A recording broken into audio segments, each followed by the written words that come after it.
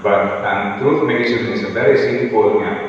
Same tagit siya sa aton, pinagi sa tamang sa Ginoo kunya atong dawaton, atong pagpili sa atong dawaton, kalagaron siya, ikalipay na sa Ginoo. Okay, so another mention ang clean o clean.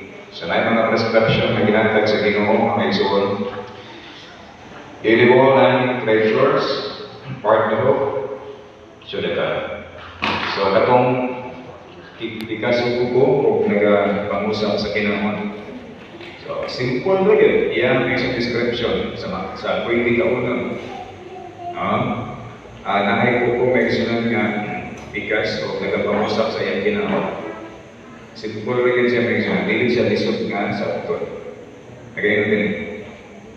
These are the animals which you may eat among all the beasts that are on the earth, among the beasts, whatever device of the hawk, having proven hopes and showing the card that you may eat. So katungo naman na naangay sunan nga pwede nyo kaunon nga naangay sunan sa kalibutan bisan din sa nalunay ikasuko ko o nagapangusap sa kinamon kana siya pwede nyo kaunon. Okay, di balik-balik na yun. Tungod kay ang baboy, also the swine, baboy ugaw, tungod kay because it has a cloven hooves, yet it does not chew the cud. So, di siya pwede may sunod kaunon, manahingan sa Ginoo. Dili tao ang istorya, dili si Moses, pero Ginoo yun. Minumduman na ito, kinulagin na, God is not like you. It's not like me. Ang iyang decision, kinibalo siya, anong iyahan ng istorya, kay kahibalo siya kung sa'y maayo o sa'y dili. Pero nga naman iyang itubutan ka na, ang nakalinan sa kalibutan is a test of our loyalty. Test na isa na sa mga loyalty kung obey ba na siya or dili ba. Depende na ito.